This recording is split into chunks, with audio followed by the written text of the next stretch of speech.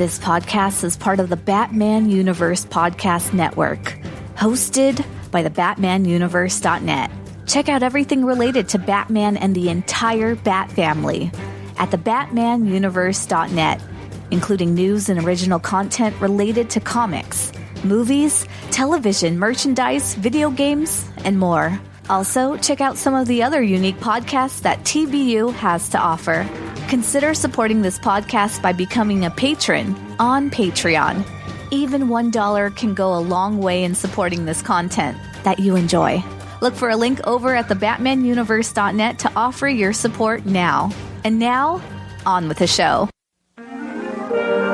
Gotham City, like any other large metropolis, abounds in girls of all shapes and sizes. Debutantes, nurses, stenographers, and librarians. Gotham City Library, Miss Gordon speaking. Lopez hair removal. This is Jose.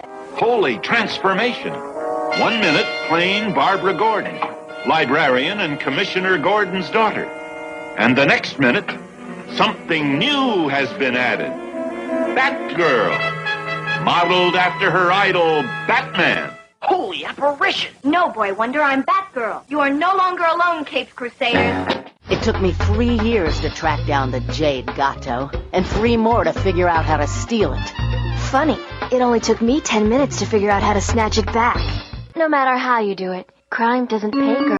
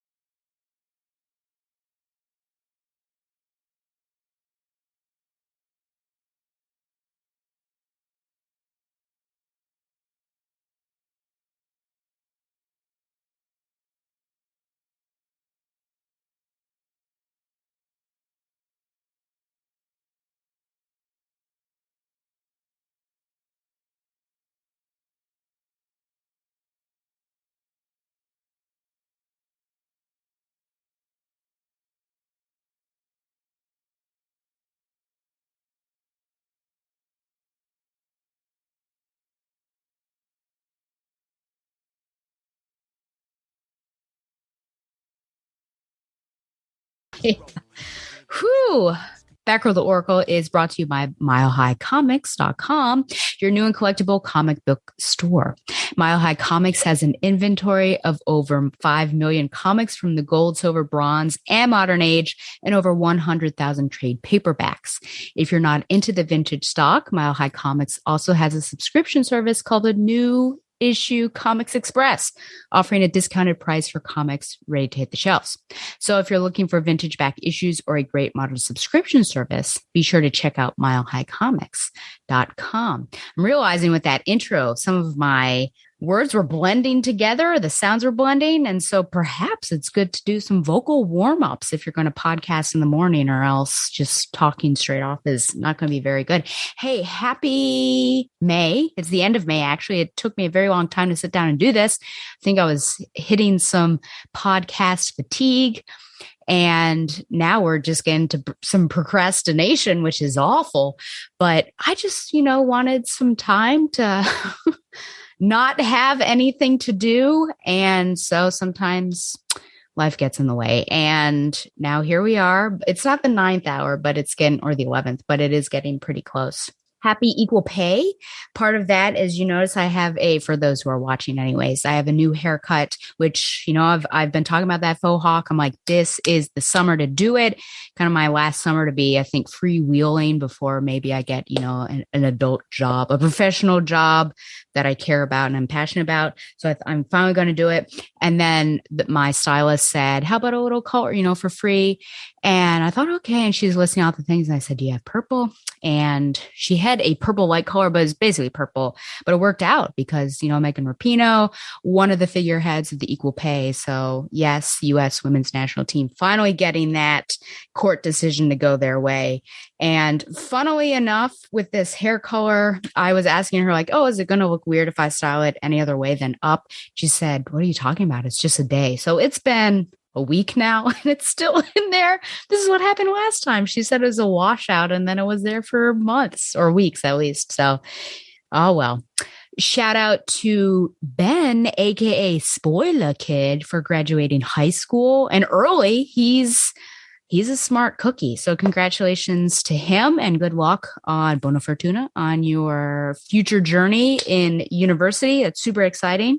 And is there anything else before I get into kind of the big talk of NYC? Actually, there is one other thing. I'm going to have to make my rounds, I think, for all of my podcasts. I've already done it once with Quinoa, but just kind of where I pop on my shows. So I have recently found out that the G word, GYPSY, is a slur. And I did not know that. I use it pretty freely. I've used it in the past. I, of course, use it frequently, or at least on 3 episodes that I can think of My Dear Reader. And so when I had been watching a video by Princess Weeks on YouTube, and she talked about that being a slur, and someone in the chat had said, when was that? And she said, for forever. I thought, oh my gosh, I have been using this and I had no idea. And it's one of those that just like feels differently, because I feel like there are so many racial or nationalist slurs or religious slurs that, like, when it's coming off the tip of your tongue, in your heart that it's bad. But whenever I said it, like, I've never thought that. I never had the intent of doing that. I think they're a really cool group of people. So generally, you've got the Romani, but that's hard to use because not all of them are Romani. So I'll just have to figure out, I think, a better term to use. But it's just crazy because in Jane Eyre, Charlotte's using it freely to talk about, well, just in that certain scene, right? And then you've got the G woman. And I've already admitted frequently that I find that scene to be really fun, even though I know how culturally problematic it is. But I just like that Rochester is a complete troll to especially Blanche, but all these other women. One of my guests came on and had used that as well. And then in the manga that I just covered on the previous, is in there. And I was saying it. So I'm very sorry. Especially, I don't know if I have any Romani, or I'm going to have to figure out what other term I could use. Traveler, I think Donovan had maybe mentioned, or Harry when I was on Quinoa. So I'll have to figure something out, but I am really sorry. And this is just a good lesson, right? Where you admit what you have done, you claim it, and you don't feel shame. You just learn from it and move on. So now I know, and I'll be sure to pass it on as well. That's crazy. I had no idea. So anyways, I shall move on. I want to talk about my New York City trip. And this is part of the reason why I think it had taken me so long to talk about or to record this, because I knew that this was going to just be crazy to talk about. So the end of April, I went to New York City, and the main plan was to see Macbeth, starring Ruth Negga and Daniel Craig.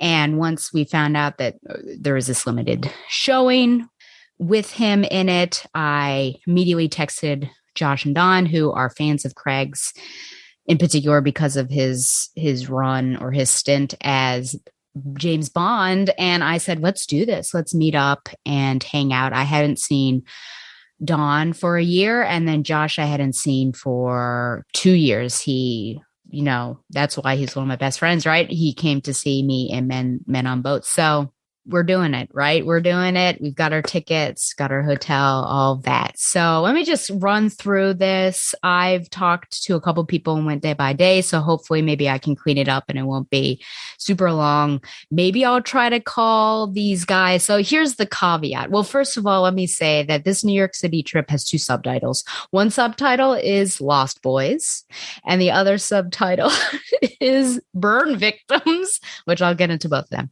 Maybe I'll call them and see if they want to defend themselves. But watchers, listeners, I've never led you astray. I let you know when there are biases. So I'm going to be as candid as possible with what had happened. And I think you can believe me, but I'll give it a shot to see if they are awake. I mean, it's 8:15 where Dawn is, and who knows what Harry's doing right now, but we'll see. So day one, which would have been a Friday, it's just basically a travel day on the Amtrak. I've done that 2 times now, which is actually really pleasant, and got to do some schoolwork. It was pretty uneventful. There was not a guy whose ex-girlfriend was a stripper this time. So yeah, did some schoolwork because it's near the end of the semester at this point. And then, which I'm done, huzzah, got 2 A's, humble brag.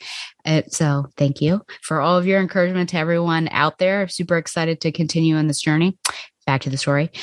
And Donovan was flying in and Josh was driving because he's a crazy man. So Donovan arrives maybe 2 hours before I am, but I feel like by the time he gets from LaGuardia, I think he was, to where I am, that he could pick me up, which actually it worked really well. I got off the train. He had taken an Uber, I think, and we met. And so got to the hotel, and then we're basically waiting for Josh, and Don and I spent that time together, just walking around, went to Midtown Comics, had dinner at Junior's, and which is funny because I suggested Junior's because I thought, I'm not going to go to Junior's again after this because I think Claire will choose something else, but I was wrong, but I don't want to skip ahead.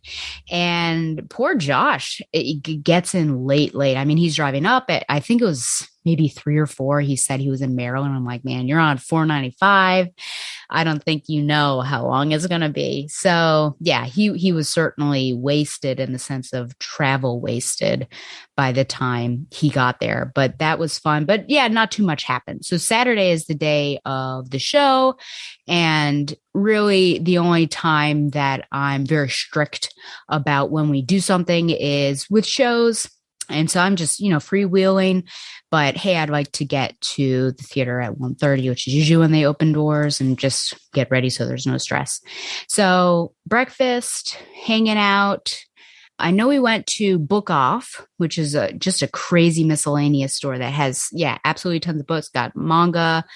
In the basement, the whole level is manga, Japanese and English. It has all sorts of miscellaneous pop culture items like action figures and Pop Funko. You've got vintage video games, music, all of this is crazy. And we spent the majority of time there, and then ended up, I don't think there was anything before that, and then ended up going to the show. And the show was really interesting. You go into a Shakespeare, and Shakespeare has been adapted in so many different ways, so many different times. So you're kind of wondering what's going to happen. And this one is, I would say, pretty minimalist. The set was definitely minimalist. You've got the 3 witches basically on stage, which there was someone next to me that said, stagehands, because they were making the stew. But actually, those are the witches. They were on 15 minutes before curtain maybe, and actively making the stew and everything they made. There was even this really weird concoction. This woman came out with like this blender, like a human-sized blender pole, and was doing it. And then Daniel Craig drinks it. So everything that was made on stage, people ended up eating. And even at the end, the huge stew, which I guess was stewing, I don't know, for the entire play, everyone eats at the very end. But like I said, so pretty minimalist. And I think Daniel Craig, who has such a persona, is pretty charismatic. I think his Macbeth is probably the most charismatic and laid back that I have seen. And, even the first scene that you see him and Banquo, like kind of joking around, like, who are these hags and that sort of thing. And that was interesting because I've never seen that before, but it balanced out, I think, the seriousness of Ruth Nega's Lady Macbeth and how she is also her ambition and maybe her ratcheting up her emotion, whereas he's like even keel. So both of those certainly balance out. And of course, at the end, he is getting kind of crazy as well. I like how it was a diverse cast in terms of race and gender. Banquo was a woman. Now I've forgotten her name, but she was Persephone in Hades Town. Sorry, the poster's right behind me. And they changed it. So it's not like, hey, we're pretending that Banquo is a man. No, they changed those pronouns. And Malcolm, the son of the king that is slain, was an actor on Orange is the New Black and used they them pronouns. So they used they them pronouns. And then instead of saying king at the very end, said, what did they say? Now it's been a little while. It was like crowned highness. It was something else that was basically genderless, right? Which I thought was really cool, just changing that up. So I'm trying to think of anything else. And then at the very end, after everything, the actors come out, and even the dead ones, they all sit down, and one of the witches, who also played one of the sons that gets slain, she begins singing and also passing out these bowls of soup. And so the actors are, just fellowshipping together. And I think the song was about, if I remember correctly, knowing what I do now, would I have behaved as I did back then, kind of thing. But I thought that was just a unique ending. And they did cut some things because I had recently reread Macbeth right before. And so they cut out another one of the sons. So it was really just Malcolm. And I was ready for one of the lines that says, "What, you egg?" As in like young child. And that didn't happen. So they did potentially to condense or at least make it more, I don't know, palatable for maybe audiences who are coming for Daniel Craig, but are not coming for Shakespeare. Which I was coming for both because Macbeth is probably my second favorite after Julius Caesar. And annoyingly, there was someone right in front of me that was taking photos during the performance, zooming in on Craig. And so no flash, but you see the backlight, and that's just obnoxious. I should have done something in intermission and said, hey, watch this person, but I didn't. So I regret doing that. Okay. So that was Saturday. And then we split off. Josh wanted to go see the Office musical parody, and I'm not really a fan of The Office. So I was like, I want to go see something else.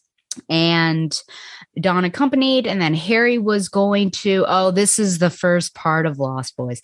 Harry was going to meet up with them, but he was not sure where the theater was.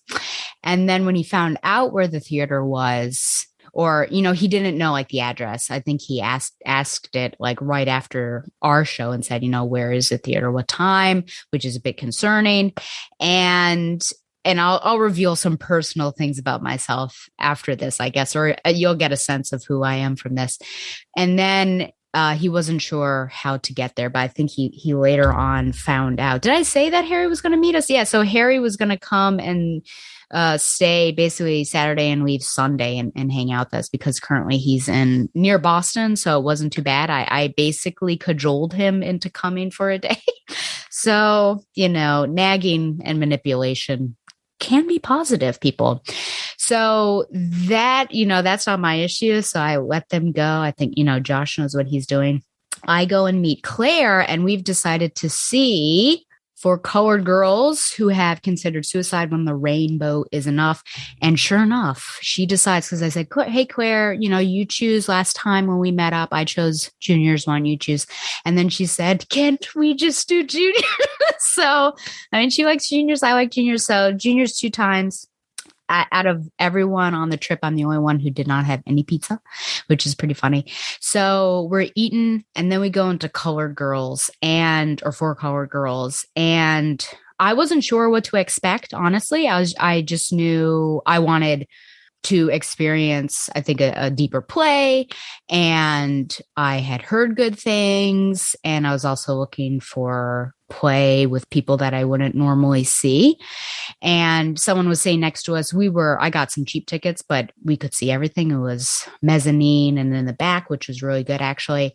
And the person next to us said that it was basically a play of monologues. And I thought, well, the only one I know with monologues is the vagina monologues. And I hope it's a bit more stirring than that, which they're funny.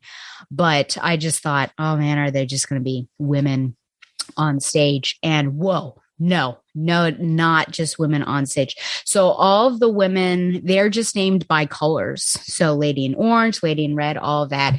And yes, they do have monologues, but there's choreography. I mean, they come out and there's music and there are images on these canvas screens and they're all dancing in the beginning. And Lady in Black starts off with the spoken word poem. So there's poetry, there's prose monologue, some singing, spoken word, as I said. It's really powerful is all I can really say. I really enjoyed that. And it's so disheartening because I could only see the mezzanine, but it seemed like the theater was half full and they were even going to end their run early, but then they got some Tony nominations. I think one of them is for Best Revival of a Play. And so now they've decided to keep their run going and maybe even extend it. But I cried a little bit during one monologue, which was about rape, which was just really powerful. And, sometimes people don't believe you when you are oftentimes, raped by someone that well, you are seen hanging out with him. So it's probably not rape or it's probably your fault sort of thing. And then at the very end, Lady in Red, who I believe that actress is, now I can't remember, my playbill is not with me, but that actress is nominated for a Tony. She is talking about, she is the wife of a serviceman who comes back, has PTSD. She has 2 young children, and he is abusive towards her. She ends up getting out of that life. And at one point she takes him back. So it's going to be a little fuzzy, but at least the big Tito, he either like breaks in or she lets him in and is considering taking him back. But it quickly turns and she, regrets letting him into that space. And he beckons the kids over and it seems like, oh, maybe he's being loving. And then all of a sudden he is dangling the kids over the balcony, saying, take me back or they die. And this pregnant woman on stage, right, speaks of how these children are killed. And meanwhile, in the background, then she starts wailing. And in the background, of this theater world, you can hear the outside world sometimes come in, and it's still getting to me. You can hear sirens, and so she is wailing, and I was crying there, and then they try to bring you back up, and that's the end, and that was unsettling, I guess, is the only thing I can say, because it was this intense emotional moment, this low, and then you go up a bit, they try to pull you out of it, and then the play ends. And I had thought that the play was going to end when there was singing about loving themselves, loving ourselves, right, and for different reasons. But no, it was just hard to bring us out of that. And I'm kind of trying to work through the organization of that play that they would do that. And afterwards, I had a hard time pulling myself together, gathering myself, and just asked Claire if we could walk a bit and just trying to keep it together. And then she needed to get back to Columbia. And so I dropped her off at the subway and then went back and proceeded to sob for a couple hours, to be honest. And I'm still trying to work through why it affected me so deeply. I immediately the next day actually ended up getting this so that I can read through. I haven't read through it yet. As you can see, it's still, the emotion is still lingering. If I watch interviews on it or see stuff about it, I get teary-eyed. I think part of it is the theater experience period, I find it to be very intimate because, with screens, there's this disconnect. You're clearly an audience member with the screen. There's some sort of fictional reality there. But with theater, everyone's breathing the same air and you are a part of that experience. And so I think being there and watching that go down was super powerful. I am not obviously, a colored girl, but this whole play, I think, spoke to me as a woman. And many of those vignettes or poems really spoke to me. Monologues spoke to me as a woman. I think having a pregnant woman talking about the death of two small children was also very powerful. It was just a powerful experience. And, part of me felt guilty, like, oh my gosh, should I not be crying? Is that like white guilt? But I don't think it had anything to do with race for the reasons that it was affecting me. But just very powerful. And if you get a chance to go up there and see it, I hope you do. I hope you do, because that theater does not deserve to be half empty. I should say Claire and I were going to go on a run, but the Columbia line, which I think is the one, was shut down. She had to do some crazy stuff to get over. And I thought it's just going to be an inconvenience for you. So don't worry about it. But I did run. It was super fun. I've always wanted to run in New York City, but I don't stay in the city. And so for 2 days, I think 2 or 3 days, no, I guess 2 days, I woke up early and I ran along the Hudson. That's where the hotel was. And I went one way and the other way. And it was like very cool seeing, Spider-Man, whenever you were swinging in the Hudson, they pulled you right back out. They didn't like it, but it was pretty cool to see the piers and just run in the city. So that was Saturday. Yeah. The guys kind of just hung out and I just needed to be by myself, which they understood. Sunday, I woke and ran and the guys are still sleeping. So Harry was at a different hotel and I hit him up and asked if he was awake, and he was. And so I said, hey, let's go to Whataburger. No, that's not what it's called. It's Essa Bagel. There we go. Essa Bagel. So here's part one of Lost Boys. So part one was poor Harry not knowing how to get to the theater. But part two of Lost Boys is that I thought, hey, I told him, I said, hey, I'm going to test you. Which way do we go? I think we're going to 6th Avenue, like 32nd. I said, oh, are we going right or left? And he said the wrong answer. Luckily, I wasn't letting him lead, but we went down, we made it to Essa Bagel, hung out, came back to the hotel and gathered the other guys. And the plan is to go to Midtown, and the professor, my chief Tata correspondent, Professor Carolyn Cook, is going to meet us there.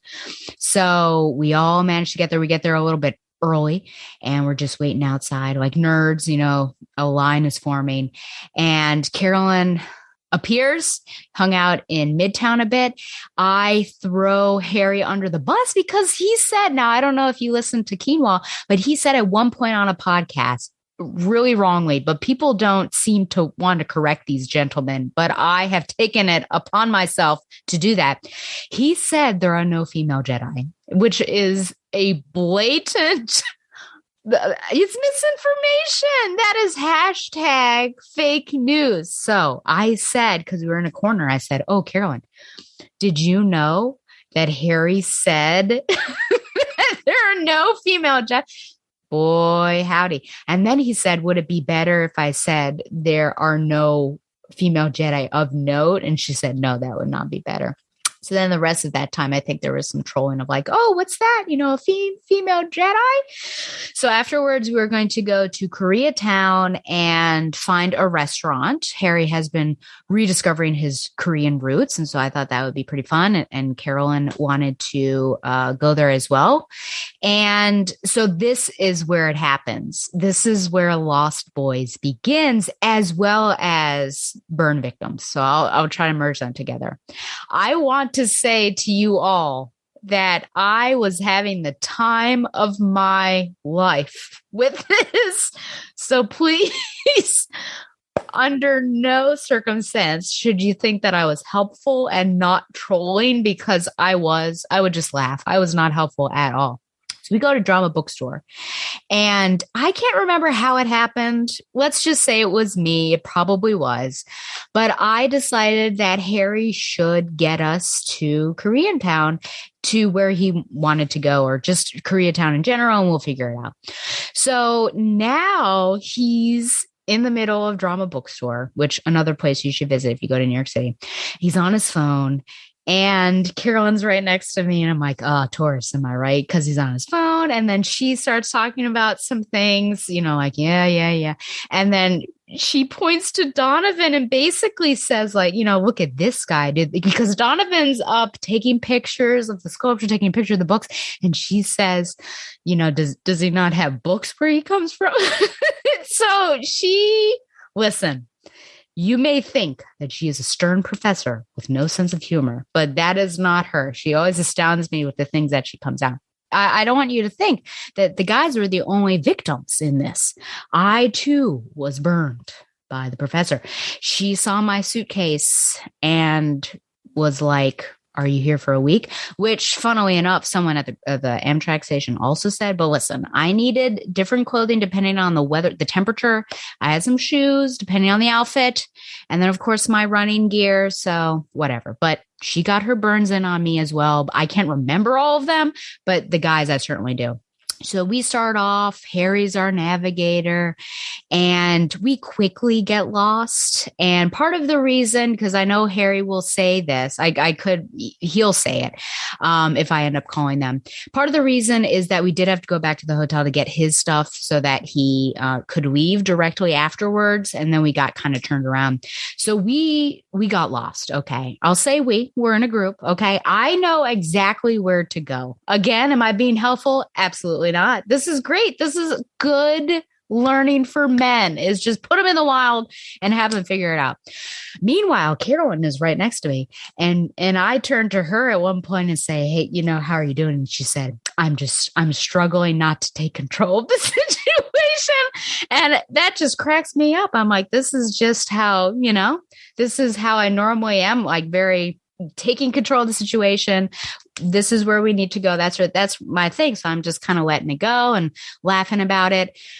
I told her at one point, listen, because I think she may have changed some of her opinions of me with some of the things that go on, because I do have a rule, which you guys can tell me if this is ridiculous or not. But I do have a rule that if we are dining together, that we're not allowed to be on our phones, just because we don't see each other that often. Let's not be on our phones. Let's engage with each other. And so she wonders why I think I have this hold on them, why they listen to me. But hey, they do listen to me. I think it's good. It's not like I'm telling them to take drugs. I'm telling them, hey, put your phones down. So at one point I did turn to her and I'd say, hey, listen, you know how Babs is with Cass and Steph? Just think of me as Barbara Gordon and these, these guys are Steph and Cass. And she starts cracking up at that. So we're lost still, and we end up in front of the train station, which is pretty funny. Donovan decides to now help out, and he's trying to orient himself. And at one point he says something like, okay, well, we're here right now. And the way he said it was like so existential that even Carolyn said something like, wow, that's really deep. But it was so... it was so sarcastic. That's what I'm saying. Burn victims everywhere she turns. So we travel on. I'm not helpful. I'm just laughing at every wrong turn and occasionally looking over at Carolyn to see her reactions. We do finally make it to Koreatown, find a place to eat. And as a personal anecdote, I do really poorly with spice. And I found out that Koreans, apparently all their dishes are very spicy. I was able to find something that I could tolerate, which is great. But that does make me nervous if I ever decide to venture over to South Korea, because I may not make it. So, yeah, I guess that's mostly it for that day. I mean, that was just the whole thing. I mean, we made it, which is great. But then Harry needed to get to his train. And so Carolyn took control of the situation. She said, okay, follow me. And so, she takes off and we go. And we make it to the train station. We take some pictures. An unfortunate thing happened where Donovan's sweatshirt of ContraPoints was stolen off the street. It was crazy. It was there at one point on this mechanical box and then gone after some pictures, which is just insane. Never think it's going to happen to you. we bid adieu to Harry, and then Carolyn's got to go to her car, and Don is a bit chilly. He's chilled without his sweatshirt, so he breaks off as well to go with Josh and just rest up. And I walk Carolyn back to her car, and we just chat along the way. And I mean, she got me. I wish I could remember the other things she made fun of me for, but I cannot. Maybe sometimes I misspeak, and she catches me on it. And I remember at one point when I was at her house in the winter, I said kryptonite and I meant carbonite. And so I said, well, he could mean because the Mandalorian says, you can come in hot or you can come in cold, something like that, warm or cold. And I always took the cold to mean the carbonite, but I said, oh, well, it could mean the kryptonite. And then there was like a pause and she said, you mean carbonite? So, she holds me accountable. And yeah, bid adieu. So our party is back to the three of us, and we were going to go and get a dessert. I wish I could remember the name of this place. It was pretty cool. You could do anything with ice cream, cookies, and donuts. You could make sort of concoctions. And after that, I want to take a couple of pictures of marquees just because I like to have those. And I forgot to take one because of my emotional distress for Colored Girls. Went back to the hotel and basically hung out, and I was wiped, I have to say.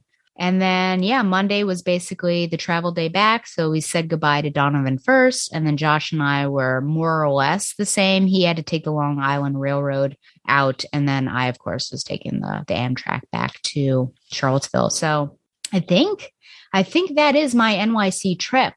I'll let you know if something pops up as I'm remembering everything. But it was great. I felt emotions that I never thought I would feel.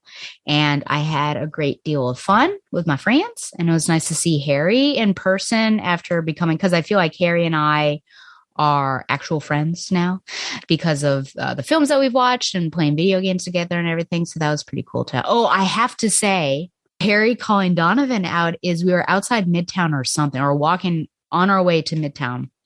And I had mentioned something I think that we had both seen, or maybe he had seen. I said, oh, is that going to make it on your top 10 end of the year list? And he said, no, because it's not the first time that I've seen it. And I pointed to Donovan, who is ahead talking to Carol. I'm like, oh, that hip. And Harry said, I know, he breaks the rules. So I think that Harry called Donovan a hypocrite without actually using the H word, but it was there.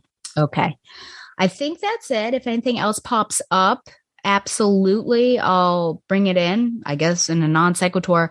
I will say that, please, Harry, Donovan, email me if I've gotten anything wrong or if you want the audiences to know your perspective on this matter. I frankly think I was pretty open about everything because, as I say, I was not helpful at all. I was just laughing because I wanted the men to get us there. But see, where would men be without women who have strict schedules, know where to go, that sort of thing. Okay, that was NYC. Long intro. Shag's Mac and Cheese of Comfort and Joy, aka Find Your Joy segment. I mean, NYC was great. Yesterday, I got to see Mr. and Mrs. Cheapskate, aka Professor Allen, or aka Professor Quarterbin and Mrs. Quarterbin. I was trying to think of all his aliases, or my chief hairstyle correspondent. They were going on their way to NYC and took a little side trip and visited me at the hospital and sat with them for lunch, which was just a joy to be with them. And then finally, Allie and AJ. Oh, I finally saw Allie and AJ in concert. I think I've spoken of them before. I've used their songs, but everything they're putting out since their return really has just been amazing, but they've never come really close enough for me. And there's a small venue in Norfolk that I love that I feel like is just perfect for them. And then last year they had this virtual concert that went through their whole new album, and then they dropped their tour dates, and bam, the Norva was on it. So I got tickets right then and went, and I got front row. I was the first person in line, which is pretty insane, and got front row. So it was an amazing, amazing experience. I'm so happy and blessed to have been able to go and do that. Oh, you know what? There are two things that I did forget to see. Again, personal things, but I want to know what your opinion is on this. I like to objectify the rear ends of animals, in particular dogs, but if you know, because I can see them mostly on the streets, but you know, cats and things like that. And so I will often send images of said behinds to Dawn and Harry for them to enjoy. And on the streets of New York City, you know, if we would see a dog, I would stop Donovan. I'm like, oh, Donovan, what do you think about the fuzziness of this behind? You know, is it too fuzzy? Is it not fuzzy enough? What do you think? And, or furry, you know, I use those interchangeably. And he called me a deviant. He said there's something wrong with me. Now, this began, I think, this predilection here is because Don and I were rewatching Cowboy Bebop, the anime. And I'm like, and every time Ein would come on, I'm like, oh, look at the fuzzy bottom. And then that was kind of my litmus of what's this remake going to be, AKA Cowboy Betrayal. What's it going to be? It was pretty fuzzy, but now I see all these little fuzzy behinds. And so he thinks this is deviant behavior. So I ask you, audience, do you think that this is deviant behavior to look at the furry behinds of animals and also objectify them perhaps, and also judge on the furriness? Now, I will say that I am not the only one. There are calendars out there with these behinds. There are countless Instagram reels that I find with people. There are mouse pads that have like these voluminous rear ends. So I just have to say that if it's deviant behavior, I am not by myself. I am just rejoicing in nature.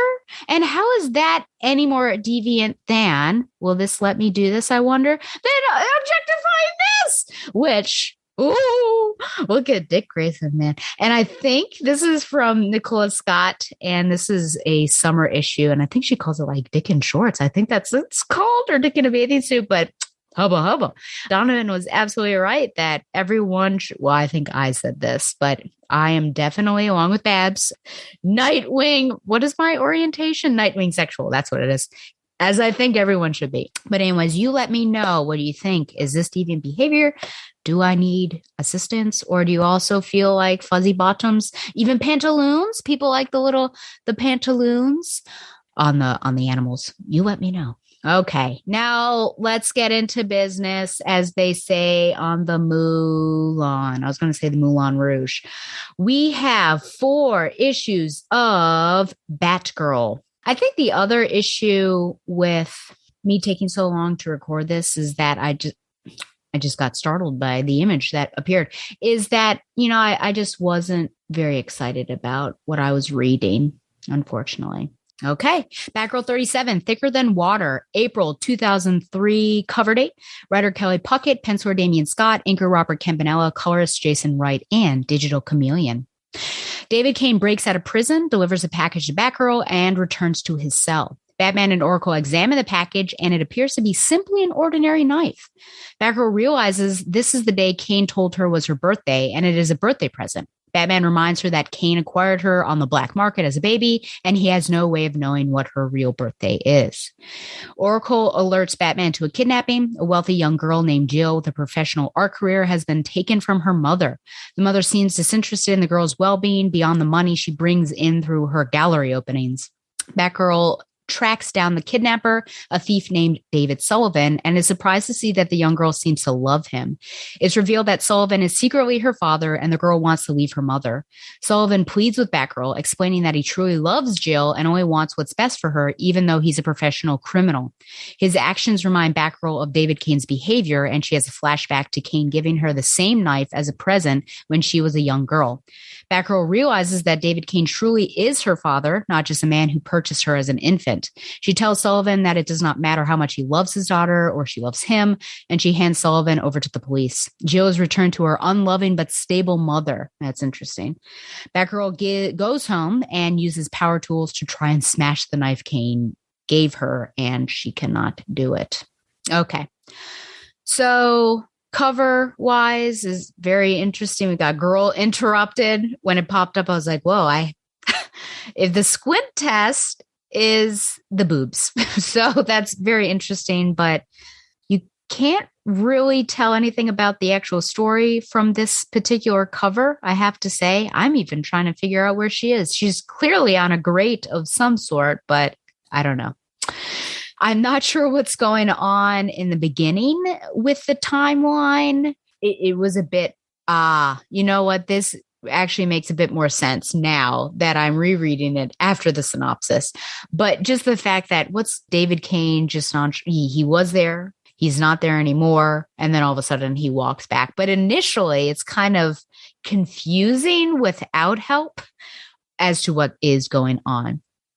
I do wonder in regards to this gift and even the knife, whether Batgirl lies to herself about it or it is just a memory that comes later. Because Babs actually says, does it mean anything to you? Have you seen it before? And Cass says no. And maybe she really doesn't remember. Maybe it's something that is repressed and then it comes forward later on. She needs that moment with David Sullivan and his daughter, and then it all comes clearly. Maybe it is something that she wants to deny that Kane is her father, because what does that mean and what does that say about her? I'm not sure. I wonder if Batman is lying to Batgirl or even to himself, saying that Kane acquired Cass on the black market. I think it's a strong possibility that he's lying to himself. That would be something that he would not want, right? I mean, it was really hard for him to accept that she was raised an assassin and that she may have murdered someone. She did murder someone. He's got those videotapes like, no, she didn't do it. So this is perhaps something else that he's lying to himself about, and lying to himself so much that he's also lying to her.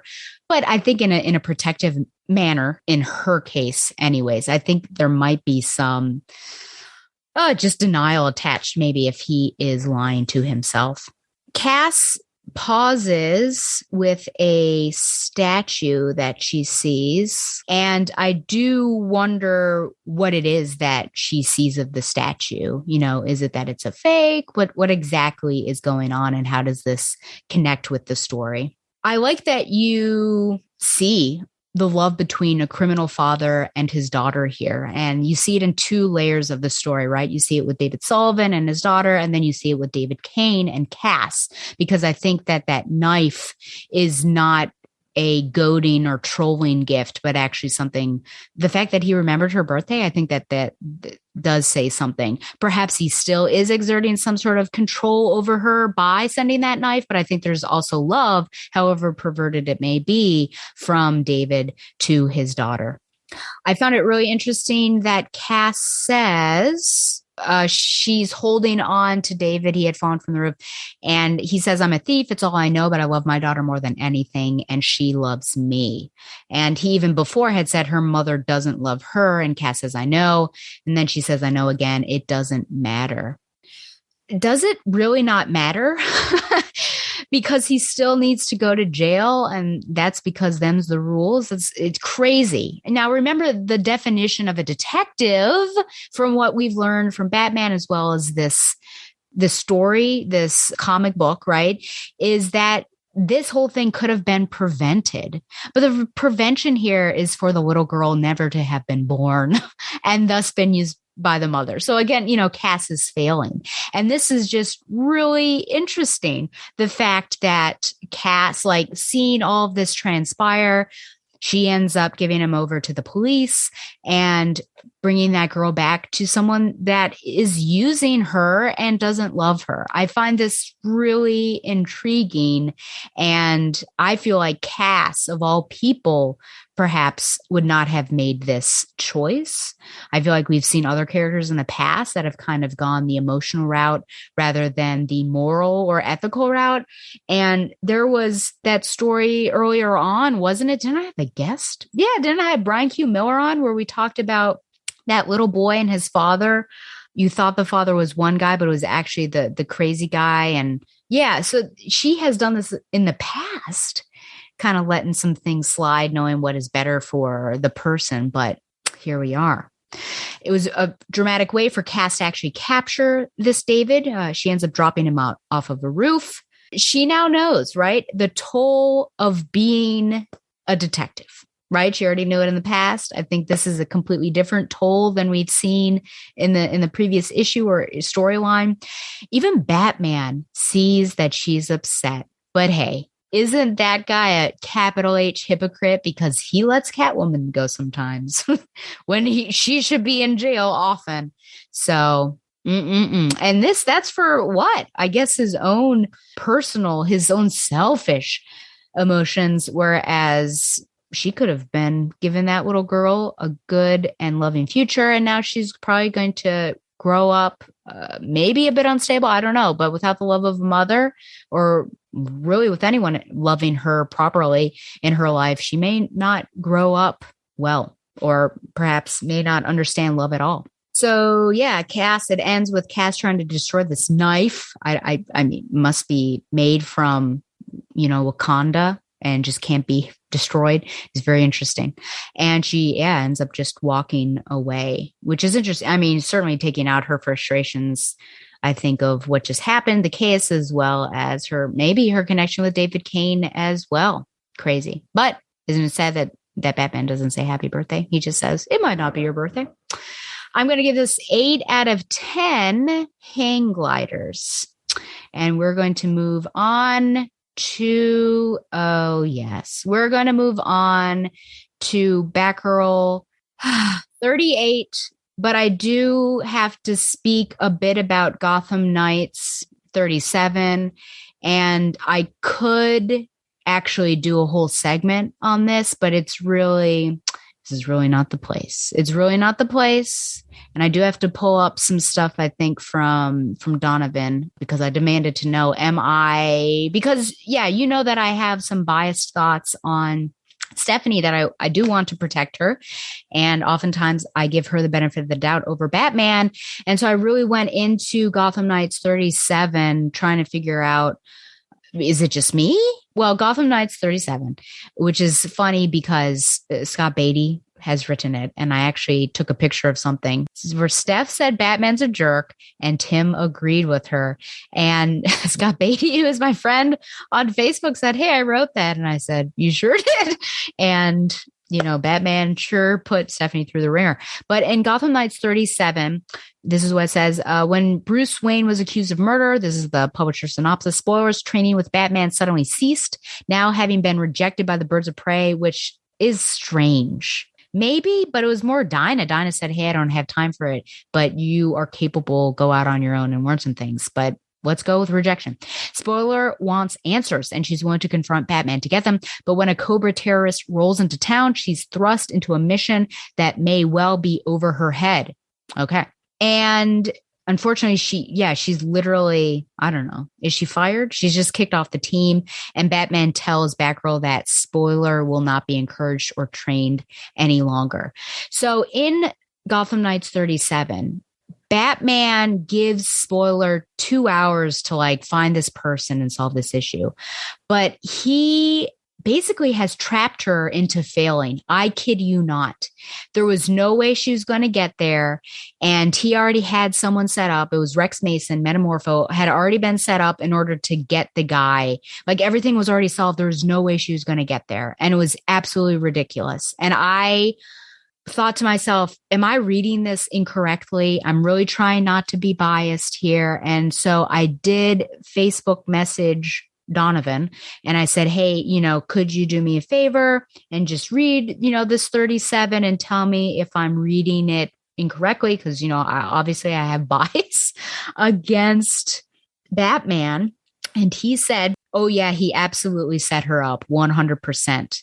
I will say that I think this is 100% in character. Batman's foundation for trust is if he relates to the other person. He related to Dick and Jason.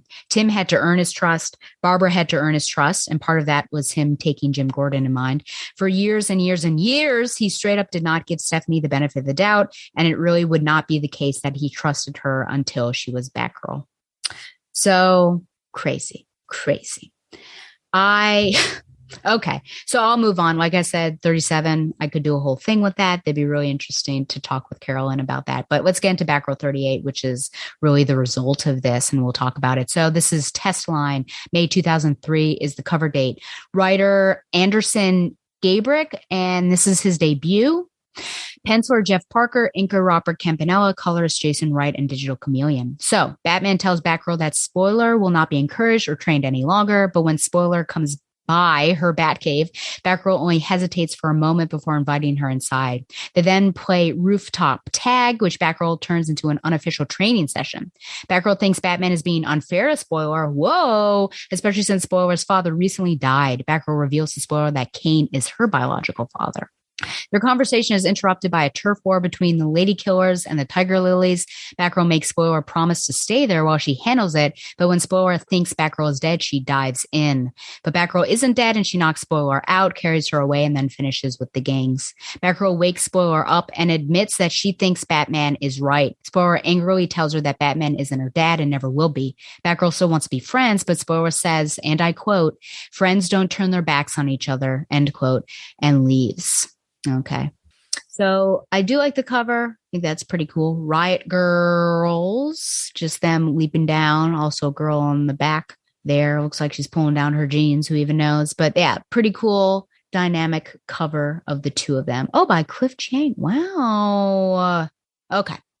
So we find out that Spoiler is according to Batman and Gotham Knights 37, Spoiler is a danger to herself and others. Okay, so that's the thing to keep in mind here. Double standards. Kaz has made mistakes. Batman seems to just have it out for Steph. So I love the fact that Cass basically disobeys Batman and lets her in, right? Even saying that it's not fair, right? That he is not fair, which I thought was great. And Steph, they had this fun relationship, and then they kind of separated, and now to see them come back together there were some great emotions there. So then having some fun, the training session, of course. Unfortunately, Cass has to. So here's an example where, yes, one could say, in fact, that Steph is a danger to herself and others because she misses something here. She slips and she doesn't catch the roof in time.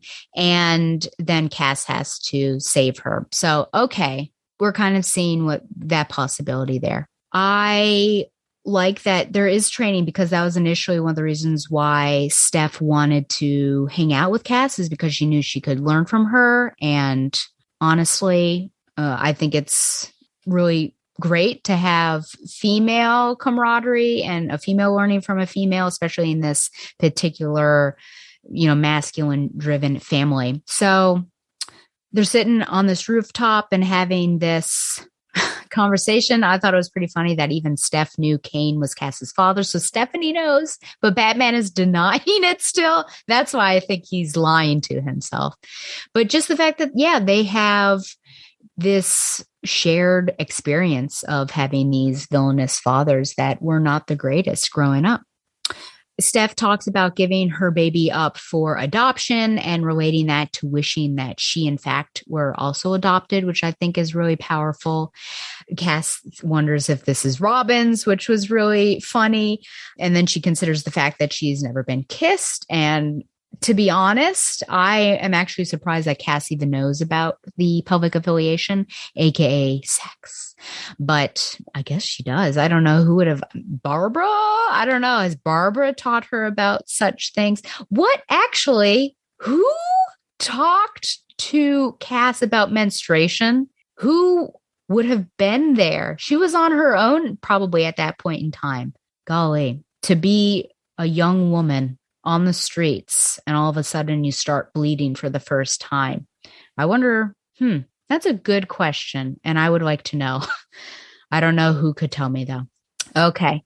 So there's this fight. Now we're getting into it, right? We've got this gang war. Cass says, no, you need to stay, which is not the first time that she's done this to Steph.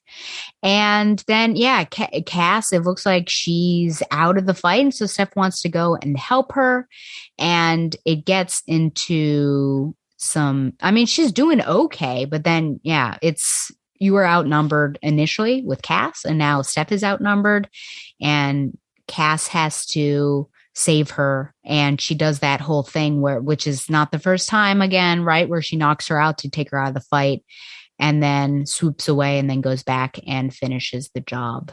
So some of those times were funny, right? When she knocked her out and did that. And now it's like, man, you can't let Like no one can learn from their experiences. And yes, we're in a lethal experience, but you can't keep knocking somebody out. I mean, to relate that to the real world, if you, I guess I could relate to my hospital job. If you never allowed me to, I don't know, lift a patient, then I'm never going to learn how. Because you're like too worried for something to happen, then how am I then when there's a dire need and I don't know how, and it's an extreme situation, that's going to be really bad. So there are all these opportunities for learning that were taken away from Stephanie. She really had no agency. And, yeah. So she's upset. I can understand being upset. She says, "You think he's right, don't you?" And Cass says, "Yes." And, oh, she said, "He's not your dad," from Batman to Cass. Like, you don't have to listen to him. But yeah, friends don't turn their backs on each other, which is, it was just very powerful. So then there's obviously, Steph is feeling betrayed here. I think there could be more direct training. I think there could be training with someone who actually cares about her, maybe like Cass. Why not Barbara, right? There's some opportunities here. So if we look at it really literally, yes, she is a danger to herself and others. She goes down in the thick of things because she is trying to help Cass out, and she gets herself in trouble and then kind of getting in the way. Well, I guess in this sense, getting in the way that Cass has to worry about her. So it's a danger to her potentially. So literally, yes, Batman is correct. But I just don't know how you do this, how do you get out of that? How do you get out of being a danger to yourself and others when no one's giving you the chance to train and no one's training you or teaching you? They're just brushing you off. I don't understand that at all. And of all the people, Cass could have been the one. Motivation doesn't matter because she saw that Cass was in trouble, and Steph did what any person would do, right? Who has any bit of training. She went to go help her. A question would be actually, because Cass was under that dog pile, and when Steph came in, she distracted some people. Had she not done that, would Cass actually have been in trouble? And we'll never know. So yeah, just super, super unfun. I think it was a strong story in terms of emotion and some of the discussions they had. So I'm going to give it an 8 out of 10 betrayals. And so now we're going to get into these last two, which I find a bit ridiculous. Maybe I'll like them a bit more as I'm talking. But we are going to do Batgirl 39 and Batgirl 40, which is a nice little arc. Already I'm looking at this cover and thinking, boy, is that ridiculous. Presenting an all-new Batgirl ?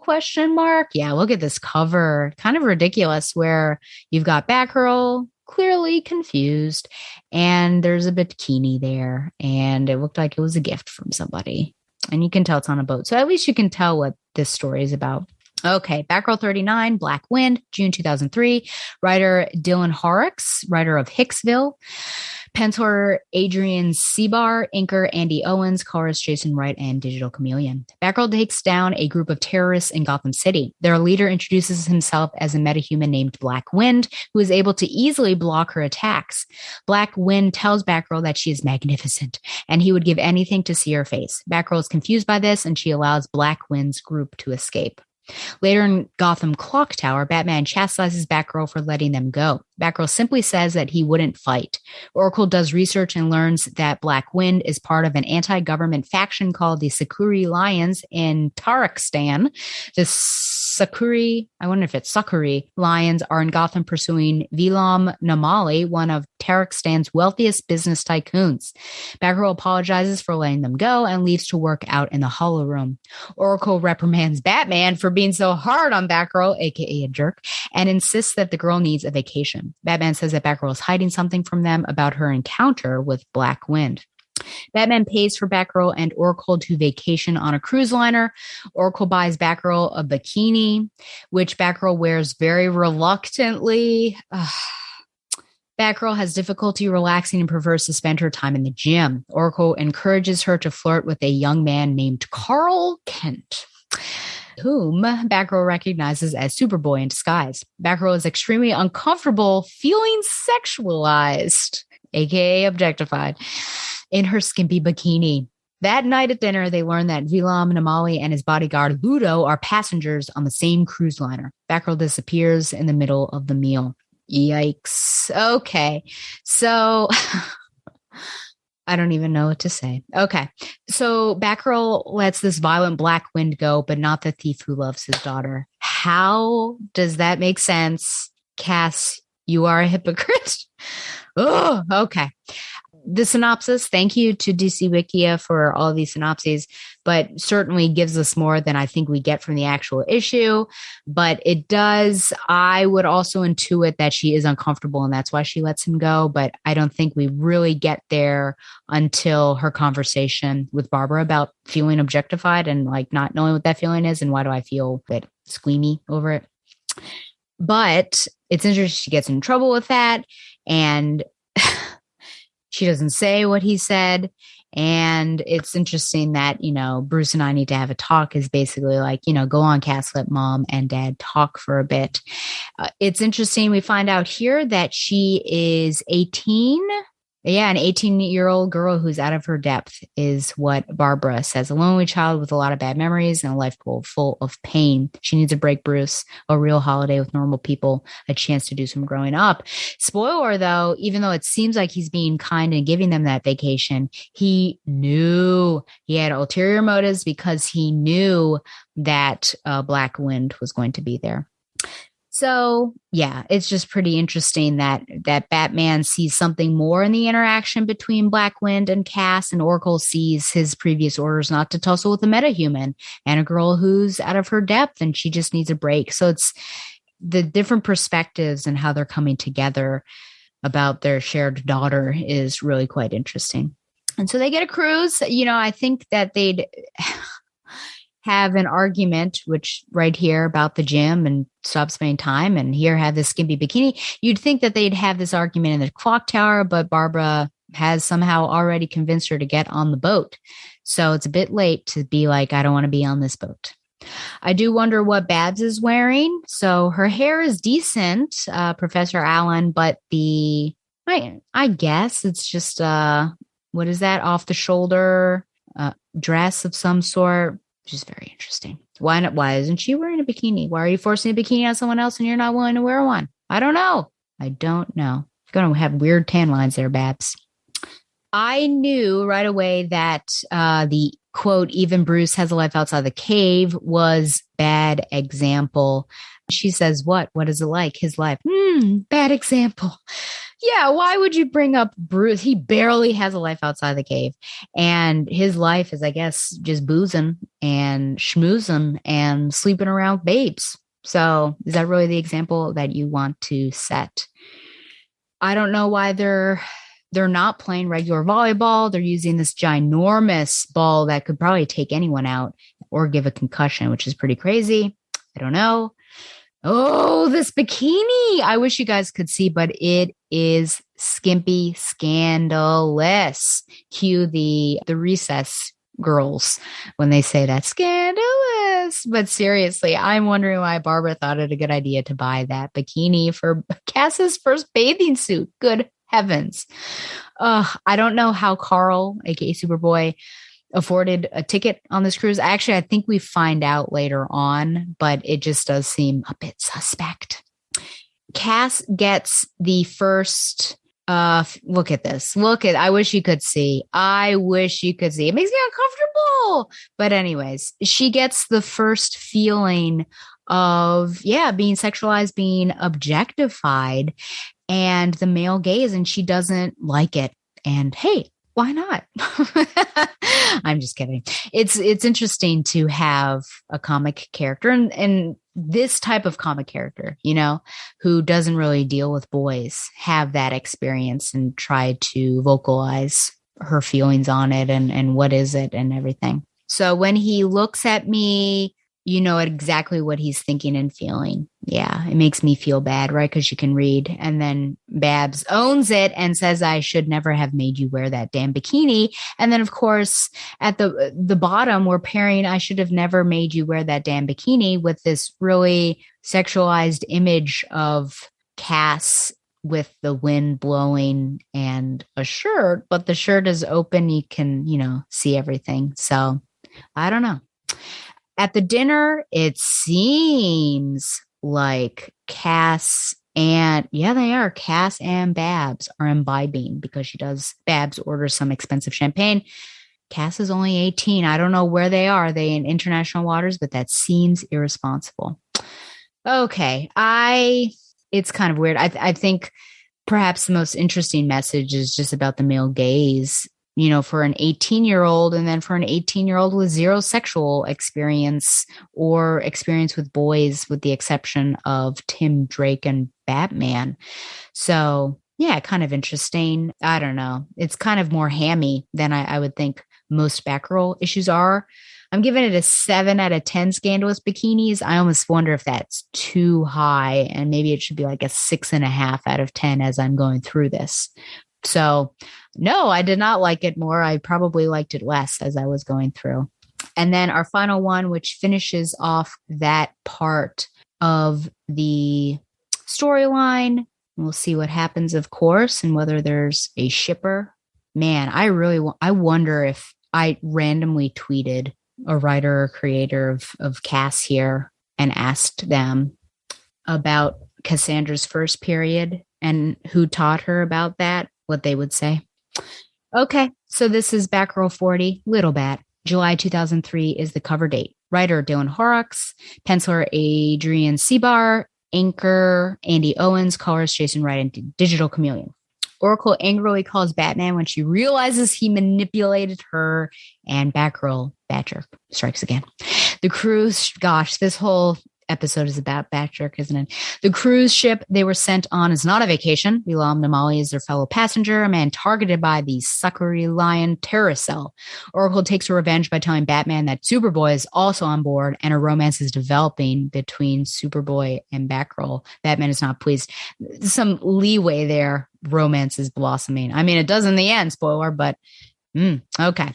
Oracle encourages Superboy to flirt with Batgirl. Heavens. Batgirl learns that the terrorist Black Wind is on board, who recognizes her out of costume.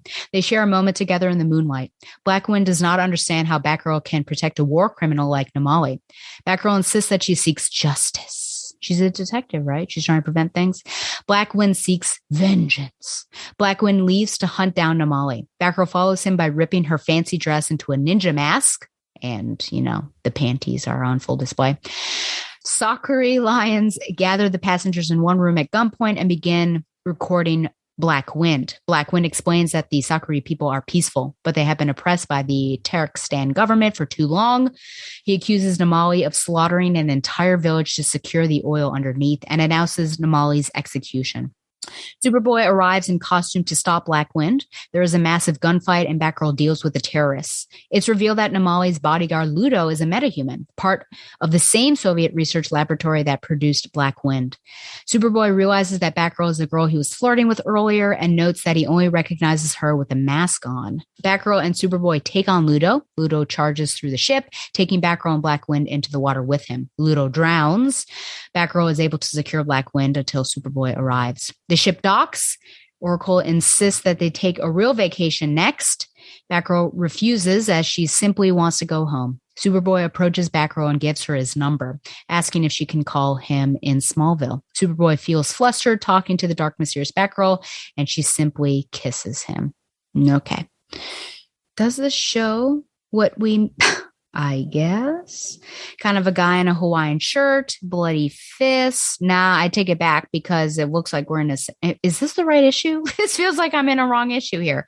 It looks like a cityscape. Batgirl brings the pain, bloody fists, and yeah, this would be misleading. Okay. I do like this. Batman's a troll, so Barbara's going to troll him right back. Like that. I don't know what Barbara Gordon is doing. I would advise against it. But honestly, yeah, I'm sure she would love to go dancing or something. Maybe what Cass just had a conversation with you about how uncomfortable she feels. Why are you pushing this on her and not having a conversation about birds and bees or like these sorts of feelings? That's Barbara. I am upset with you. Okay. So I do wonder about this Ty Darshan and how close in age to Cass he is. I thought he was older, perhaps he is older, but closer than I originally thought. I don't get the impression that he is close to her in age when we first saw him, but now it's like, oh, are they trying to de-age him? So it seems like 18 and 18, it seems okay. I'm not sure. But yeah, there's certainly some, I think, some shipping there. And again, it's just like, the images on the page point to that male gaze, right? But it also is like, look at how naive she is. She's not thinking about the fact that the wind is pulling her skirt/dress up. But that's just who she kind of is. Man, that's crazy. Oh, don't touch me. Heckity heck. You know what I want. Man alive. It's like reading a romance comic, but it's just entirely inappropriate. Costume change, right? I get the mask, but also you've ripped up material of the skirt when you didn't have too much of a skirt to begin with. And now your panties are going to be on full display. Ay. Okay. Like Darsham, I certainly am confused as to what Cass is doing and why is she going after the people that she's going after and not these other people. I guess she's just trying to take them all down because they're all in the wrong. But it really seems like the terrorists are legally the ones that are in the wrong. So again, I've got this confusing of like, what are you doing? And how does this compare to a couple issues ago when you only focused on the legal side of things? Not sure. So some of this art certainly makes it seem like she's eating the fabric. I wonder if I can see that when she's talking. Yeah, kind of like that, right? Put me down. It's like she's sucking in the mask. I don't know. Can she breathe? Who knows? The fight goes on. You know, it's a decent fight. Batgirl and Superboy first team up. Oh, yeah, right there. We can see her lips. It's very bizarre. Yeah, it's fine. I think you can tell that I'm just like not up on like, yeah, this is great. It's fine. I think that the fight scene was pretty good. Yeah, no more vacations. I think that is what we have learned. I don't know why she kisses Superboy. It doesn't seem like it's out of attraction, given that she sees Darshan, who's down there, right? She sees him watching her. Plus, since we know that she doesn't have any romantic experiences, she told Steph a couple issues ago, it seems like a violent kiss for a first kiss. I personally would not be grabbing somebody and smooching them if it were the first kiss. And then that's the first kiss. So that's even more strange. And again, Barbara did not instruct her on any of these things. Now, it could be an off-panel end, which is what I hate. But is she just kissing this guy to be like, you know, you mean nothing to me, I'm going to kiss this person? Or is it to make him jealous? Is it like she's got kind of these romantic feelings, but she's decided to displace them and put them on, his name's not Connor, Carl? Who knows? Do we ever learn why she let Darshan go in the previous issue? Even though the synopsis kind of says, I don't know, you know, was she convinced of his reasons and his people's plight? I don't think that makes sense now because, of course, she takes everybody down. Was she put off by a sexual desire and forwardness and is too flustered to do anything or even understand why she was feeling that way? It seems likely, but I just feel like it's really, the optics are so bad looking at this issue compared to the issue with David Sullivan. I really do not understand. She was uncomfortable in that issue as well. She knew that he loved his daughter. And yet she's like, I'm so sorry, you've got to go. So what? I don't know. This guy being a skis to you, that's even more reason to get him arrested, but whatever. Frankly, if she feels uncomfortable, is Cass really the type to let someone walk away and get away with it? Why did she not just haul off and hit him? I don't know. I don't really understand this, Cassandra. I don't really recognize her. I'm confused. She's confused. Barbara should have helped with that confuzzlement. Who knows? And yeah, I just finish off by saying a weird arc, and I'm not sure what it achieves. What do we learn here besides reinforcing that Batman is a jerk? Which, did we need that? No, but here we are. Or is it just to push Cassandra forward sexually? And how much does she know? This is crazy. This is like saying, abstinence is the only policy. And then kids don't know anything about anything. It's problematic. Think about poor Daphne. It looks like this romance continues, by the way, since it says next issue, World's Finest Romance, ? Daphne Bridgerton. I was trying to think, is that actually her name? Daphne Bridgerton, when she marries Simon, basically knows nothing, doesn't know what Simon's doing with his, I'm going to say it. Am I going to get blocked for all of these? I said the S word, sex. She doesn't know why he's ejaculating into other, like cloth and things like that. Not into her. Her mother didn't tell her anything. And she had to go to a maid and say, just tell me everything about, and then she learns, of course, of what is actually happening. And there's just so much danger when you are not telling the other person information. I think that the concern is, and I guess it's a valid concern, right? That when you're telling somebody this information, now their eyes are open to it and they're going to be looking for it. Now there's going to be temptation there. But the flip side is if you don't tell them anything, they can be taken advantage of. And now they're in trouble because you didn't teach them about what sex actually is. And now perhaps you have a pregnant teen or someone who has been assaulted, or perhaps they have a venereal disease because they weren't using protection. So while I do approve of abstinence, I don't think it can be abstinence only. I think you have to say, hey, abstinence is a good thought, but here are the facts, though. So you know that if you're getting into a situation, and also going through kind of common refrains. Why do I always talk about, I feel like I constantly am bringing up sexual assault on this podcast now. I don't know why, but here we go. But if you're also teaching common refrains that men, and, I'll also put out there women, may use in order to shame you into having sex with them, and that still is counting as rape, and because you're cajoling someone into doing it, and it's not 100% with their consent. So I don't know what sort of lessons Barbara had. I don't know if because could be a sexist thing for me to say, but because we have a male writer, he maybe didn't feel comfortable going into that. But how are you going to stand there when a young woman, 18 years old, who has been objectified for the first time, says how uncomfortable that made her feel? You lean into that discomfort and you're like, yeah, you should flirt with her. The bikini, of course, didn't help matters. I don't know why Barbara did that in the first place.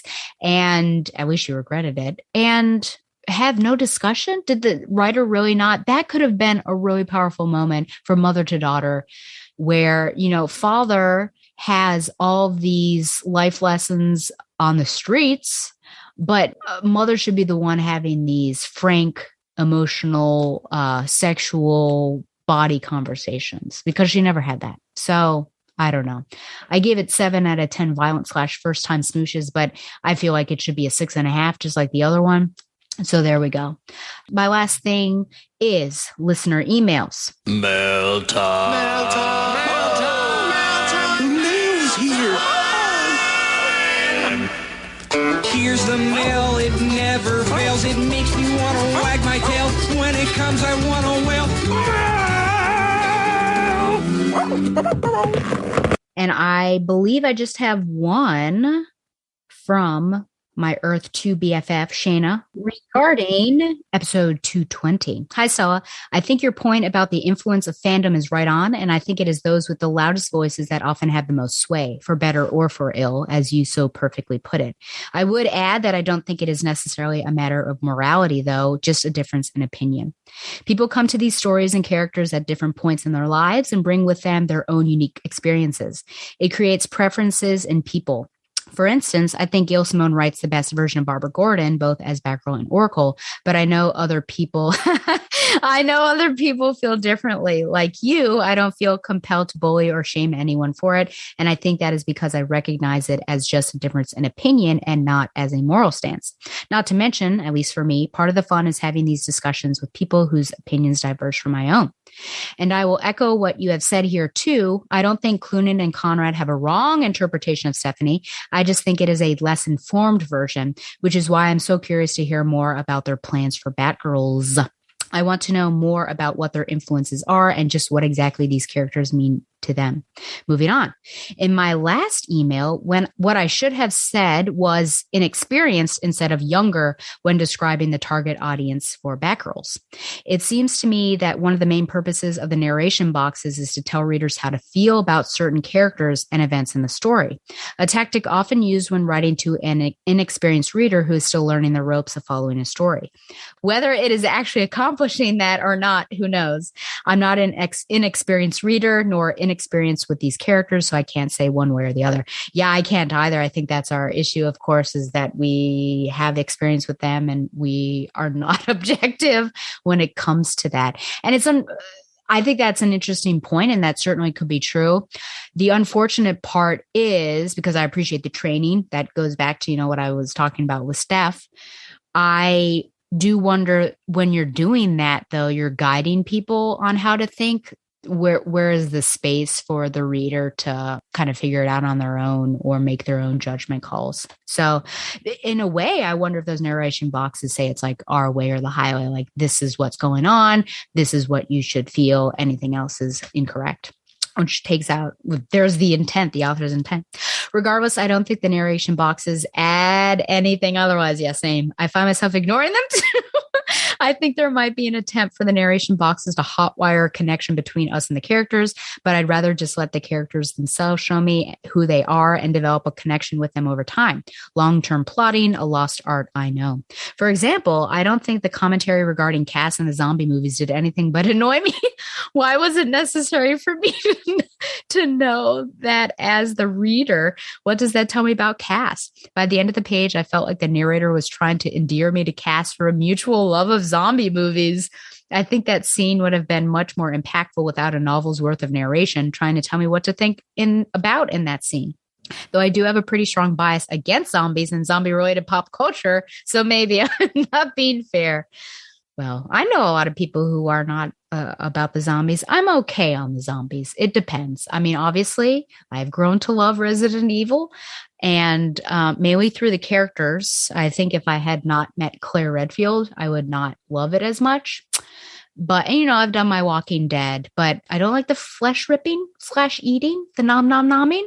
And that's the point of the zombies. So it seems very strange, but it's more about like the characters around and the stories and things. I feel like all I have done is be negative. So I will attempt to balance it out by saying that I did love seeing Bab suit up, even though she very poorly chose to suit down before going to Dante's Agreed. And I also really enjoyed seeing Bab, Steph, and Cass's interactions in issue 5. I'm pretty curious to see what happens next issue and how everything will wrap up. I think this arc will definitely be worth a reread once it is finished. All the best, Shayna. P.S. A Daria reading list would be epic. Yeah. Woo! Yeah, I guess it was last episode I talked about that, but some of them, it's so hard, especially with that animation style, which it's cruder. And I don't mean that to be rude, but just like, I think they even, there's criticism on that. And I think the creators know, but I think that's what makes Daria. So if they were to ever update that, which I honestly hope that they don't, I just wouldn't want it to be really posh and clean.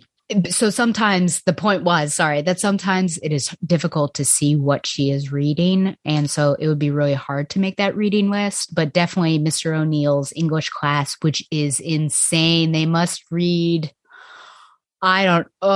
maybe 50 books a year. It was kind of crazy, all the books and what they're talking about. So that would be the way, I guess, if you just, every time Mr. O'Neill, you see him and he's talking about a book or you see on the board, you could do that. I think I've been through probably a lot of them. There might be a couple of Shakespeare that he mentioned that I haven't. But yeah, I did the Dharma Bum, which I'll talk about later. Dharma Bums and the Kurt Vonnegut ones. But it'd be interesting to see like, oh, what other ones that I've never heard of are on this list. So maybe I think it would require another watch through and I'd have to pause and write everything down, unless maybe online someone has already done it. Okay, thanks for writing in, Shayna. Remember, if you want to write in, you can just email me at batgirltheoracle@gmail.com, or YouTube comments pop up. And also, if you want to comment on the actual episode on the Batman universe, I should get pings there. And then tweets will also come through if you're tweeting to me.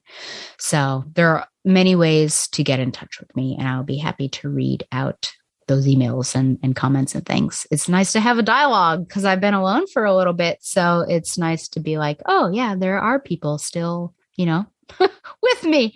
Okay. Well, I'm going to take a break. Good heavens. This was a long first part.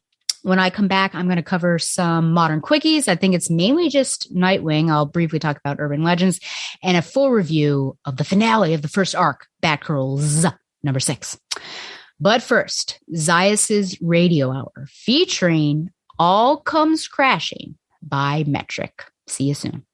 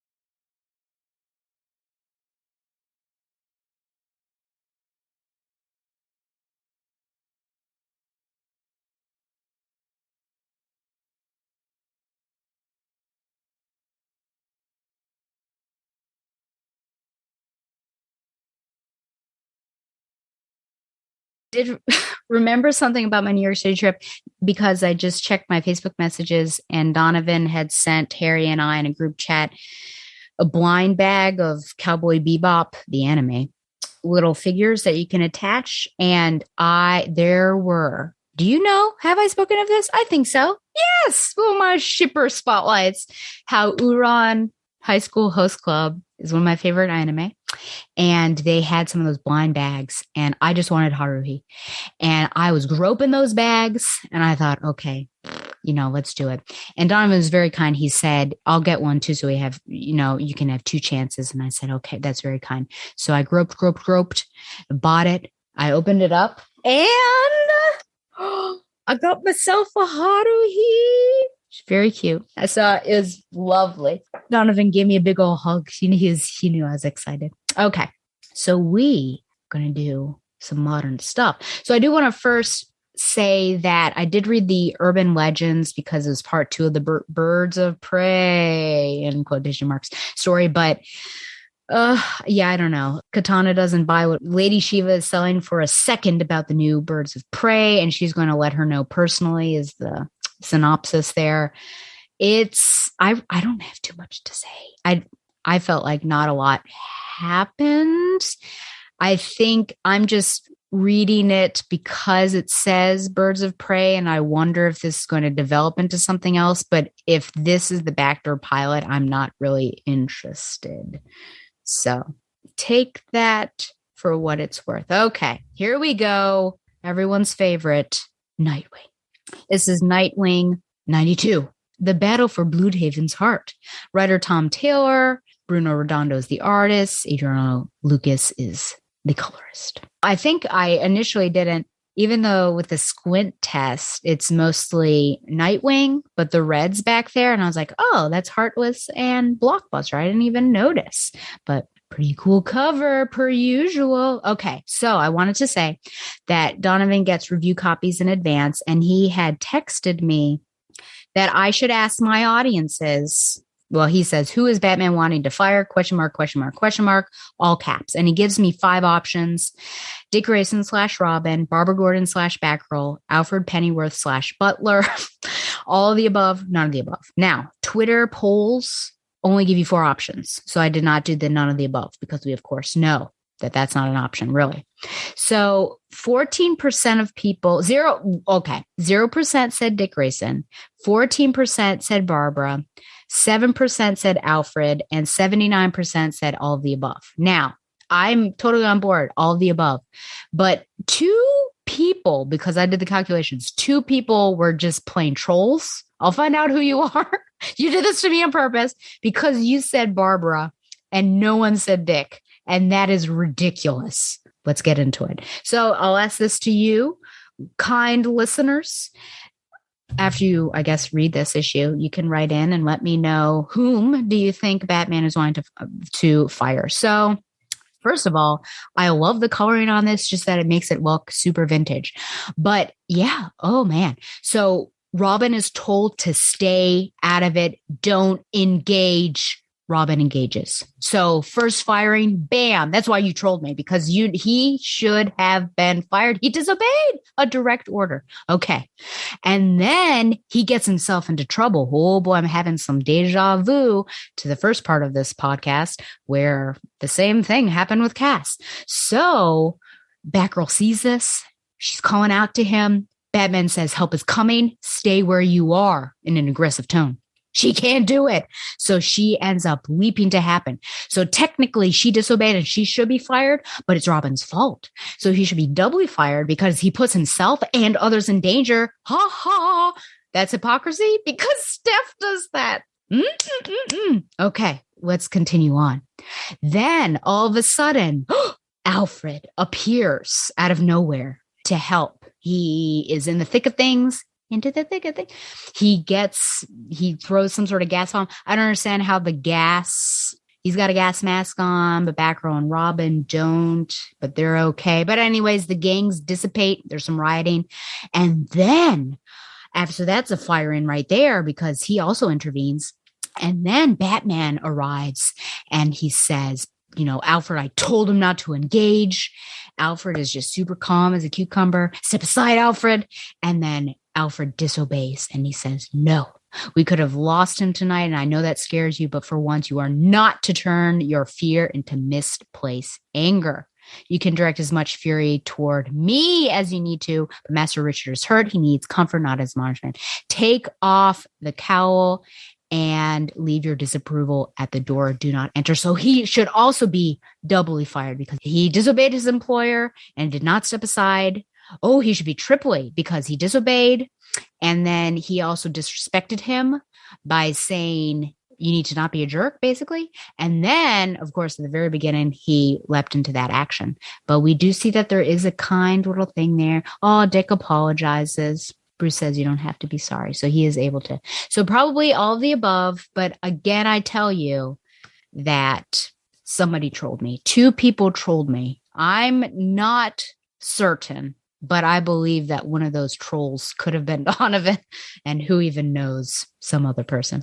So yeah, but that was, I really like that just because it gives us a sense of the rest of this issue, of that he's always got to try, even if it's a really dire situation. And it just points to, I think this whole run with Tom Taylor is just really getting to maybe relearn who Dick Grayson is. And I think his heart is just really at the center of these stories here. We do see Marv Wolfman and George Perez Pizza, and they appear right there, which is great. And yeah, Bruce actually is not a jerk for the most part. And here they show up for this inaugural opening of this park. There's a nice little thing there. I completely forgot. So here's Blockbuster. Sorry, I completely forgot to give the synopsis of this. But anyways, Blockbuster and his sister, there's some threats. Superman comes because now they've got, a friendly relationship. And he gets Barbara trolling. I think that's the word of the podcast, trolling Blockbuster and saying, are you going to ask him for a selfie too with Superman? And then of course there's some stuff going down later on. I don't know what shirt Barbara is wearing. It seems like it says I killed something with an OM. I wish I knew what shirt that was, but some really awesome splash pages occur. And of course, Blockbuster, that's pretty awesome how they kind of do this telescoping effect of panels. But Blockbuster had sent these guys to basically mess up this park. And then Nightwing gets on that. And then at the very end, basically Heartless appears. And I was thinking, oh man, he's going to kill Blockbuster because he doesn't want anyone to have Nightwing but himself. But actually he has a proposal. Okay, so let's get into the main event, shall we? And that is Batgirl number 6. One Way or Another, part 6. Writers Becky Cloonan and Michael W. Conrad, artist George Corona, colorist Sarah Stern. We begin with Spellbinder painting a portrait, one of many, of Babs as she's tied up. He goes through a verbal manifesto, how he got to where he is today, and the fact that he uses brush strokes in tandem with a strain of fear gas altered to affect memory, thus triggering vivid flashbacks. Stephanie can attest to this, so he says, and he actually uses her name, Stephanie. He admits to controlling Tudor and that he aims to control society through its most powerful people. Just as he says that, Babs will be his masterpiece. She cuts through her ropes with a batarang and springs for him. Hopefully the joke of them never being official dies as he gets pummeled to the ground. And actually, she's pretty ruthless, which I will show that later on. Meanwhile, across town at Arkham, Stephanie speaks some big truths while she takes down Tudor, and I guess she thinks his scars are cool, which is a bit weird. On the roof, Grace O'Halloran is still reporting, and Cass rethinks taking on all those brainwashed citizens below. Grace slips, and Cass catches her, landing inside amidst the Tudor-Steph fight. Tudor calls upon the brainwashed, and Steph and Cass work together to tie them up. Okay, back with Babs. As Oracle, she unmasks Spellbinder on a live stream, outing his plans and actions, and gives an uplifting speech to the citizens. Oracle has an antitoxin she will deliver to Arkham, and Cass and Steph go after Tudor, who now has a bomb vest. Through a miracle of costuming, Cass rips the vest from his body and Steph drives Bondo and the bomb vest towards the river, saying, "I love you," to Babs and Cass before she explodes. That's right. Steph is DED dead. The next day, Cass is in mourning and Babs tries to offer comfort over the death of Bondo. What? The girls come together talking about their wounds and bonding that they all have some, but at least they have each other. That they all have some wounds, but yeah. Grace reports on Spellbinder and the heroism of the Batgirls, perhaps bringing them back from their bad reputation. Suddenly, Seer interrupts their bonding time digitally and in person, and she needs their help. Next, break-in at the Iceberg Lounge. Okay, so looking at this cover, pretty interesting. At least we're on equal footing in terms of heads and not much bodies. It is interesting, the portraits that he has. I guess we're just showing all of the cast. So Spellbinder is in front. We have some of the neighbors. I'm not sure who this dude is down here who kind of looks like a miniature Kingpin. We have actual Spellbinder Dante, and then we do Fido 5. Yeah, where is Fido 5 in this? That's a good question. Where did he go? We had Grace and Steph and the serial killer old man neighbor and another member of the Saints. So, okay. Let us begin.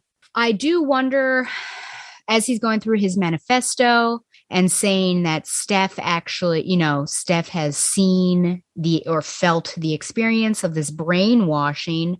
Is that a slip on the part of the writers, or was that intentional? And does that mean that if it is intentional, that he actually knows that Stephanie and Batgirl are the same?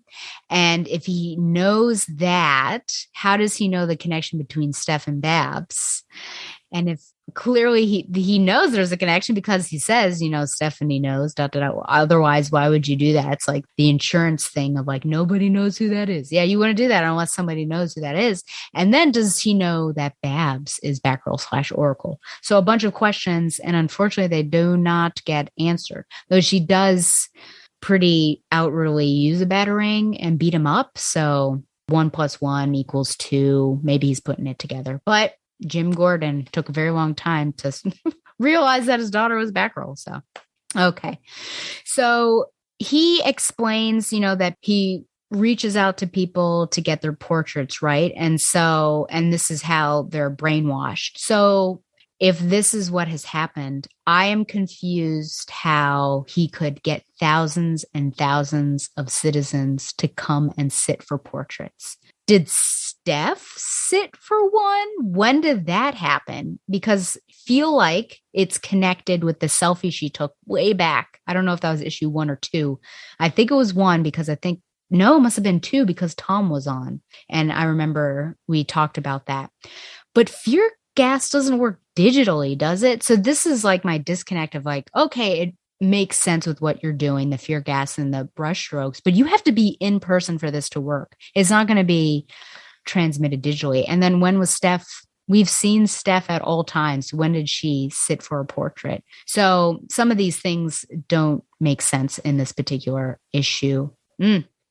At one point during the monologue, which I think I will show, the home of Charles Dante, aka Spellbinder, keep him talking, villains love monologuing. This page here, I thought, oh wow, is Babs the purple box? Kind of like there was that reveal back in, was it Gotham Knights, where someone was journaling and you're like, who's the journalist? And then it turns out that it's like a disconnected Bruce Wayne or something, like a third person that's inside his body. So I thought, oh wow.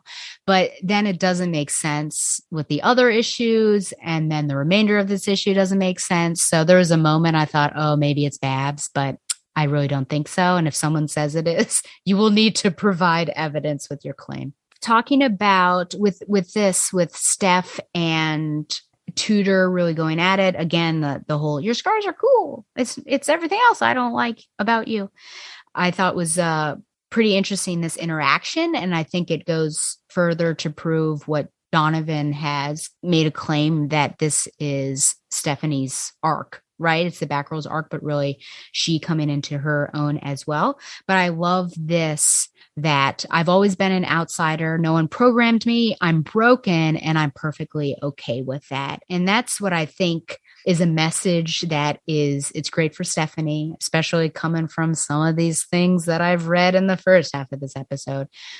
Oh, and then she says, I like me. And then it's also, it's great messaging, I think, for young women and girls that are reading this, and just in general, especially in this age of social media where we cultivate these perfect images and people post on Instagram, perfect portraits, and you don't see all the messiness, but that we all are broken human beings and we work with that brokenness, and we do have to find a way to like and love ourselves and move on for that. And in some cases, and oftentimes, I would say that brokenness makes us stronger, right? Because we are living with something, but we're getting up every day and we're living.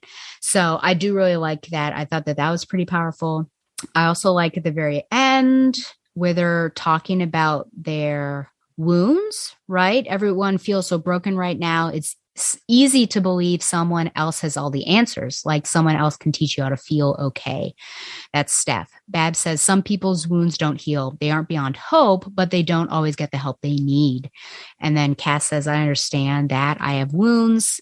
Steph says same. And then Babs says, yeah, me too. But at least I have you, is what Cass says. So yeah, they all have each other. They all have shared trauma to a certain extent. They've got these wounds. But I think that those wounds make them stronger women, stronger role models, stronger heroes. And it's great that they can bond over that. So I do really like that. Back to, of course, this guy. I felt like it was a bit anticlimactic. I mean, Babs, right? For taking him down easily and viciously, I would say. She is pounding his face into the floor.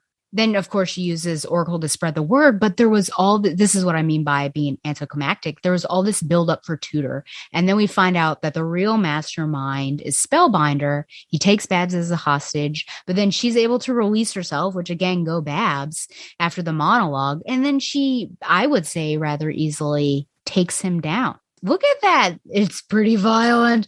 But I mean, go Babs, like she was dosed with something. And then, which is interesting because remember, she was knocked out in the previous. So how is it so easy to knock her out before? But here she's got a dose of some toxin and she's still kicking. There's just some inconsistencies here.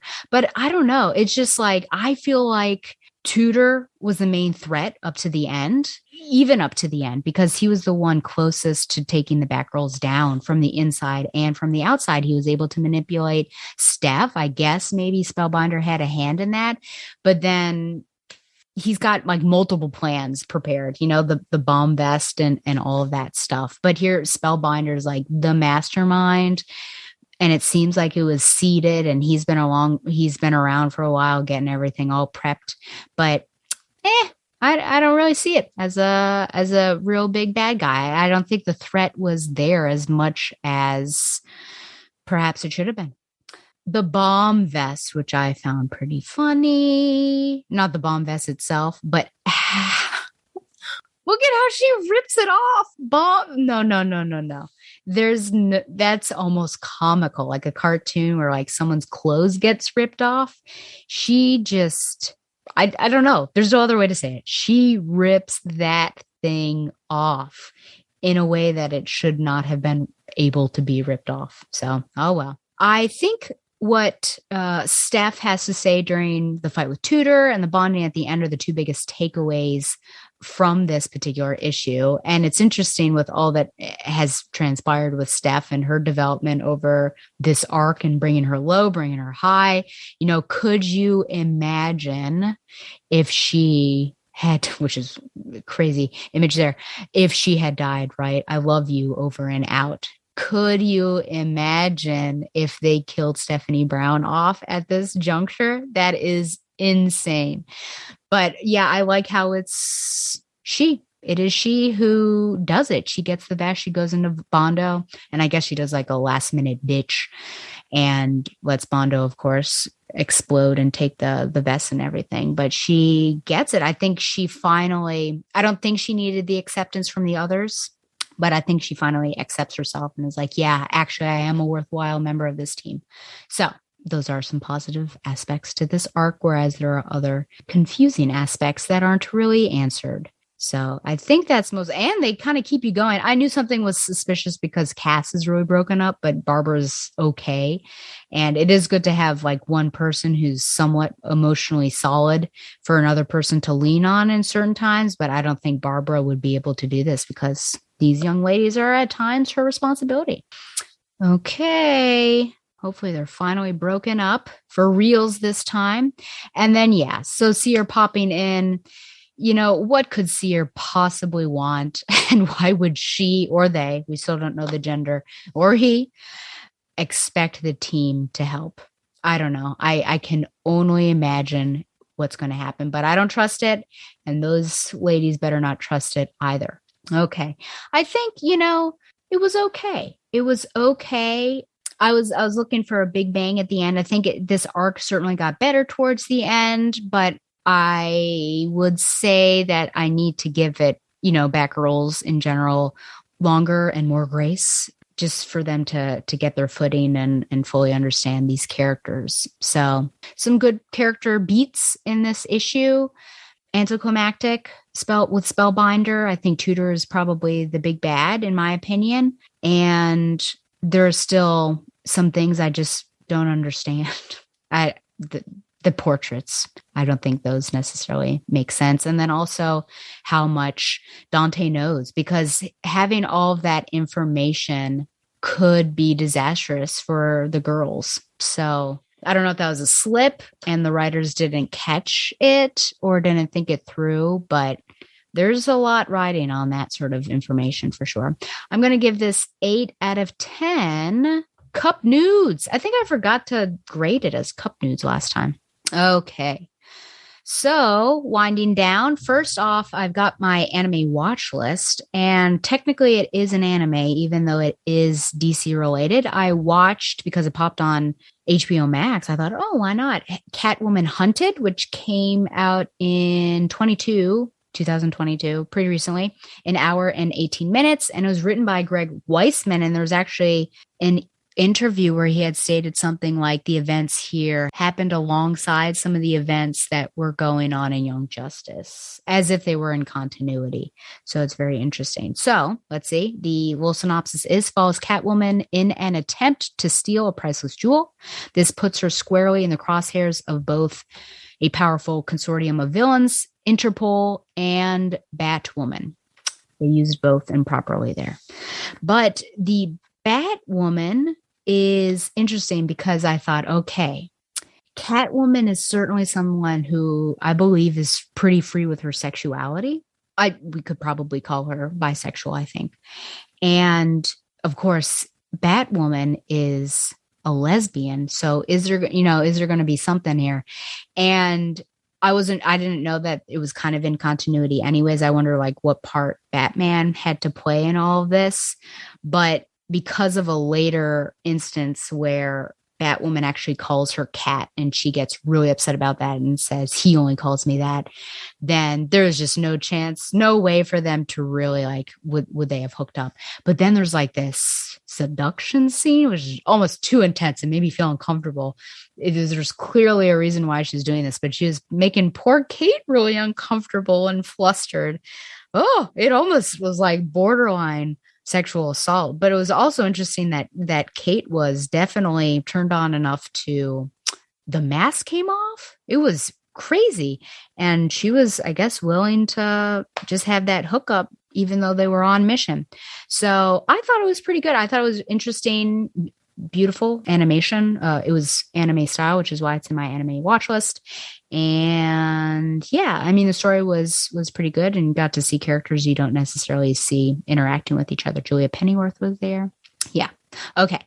And now finally, literature recommendations. So from my Daria reading list, Breakfast of Champions by Kurt Vonnegut.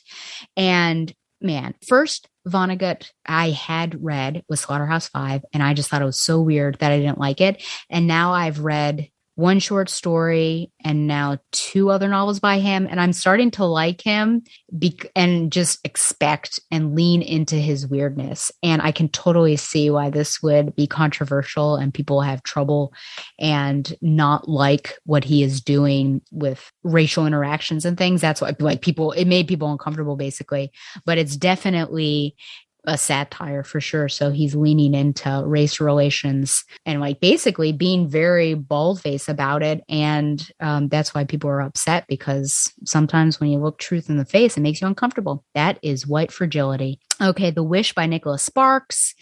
That was, I would say it was okay. I certainly liked, I think, the flashbacks better, and I was expecting to be like heartbroken, but then I was worse heartbroken than I thought I would be.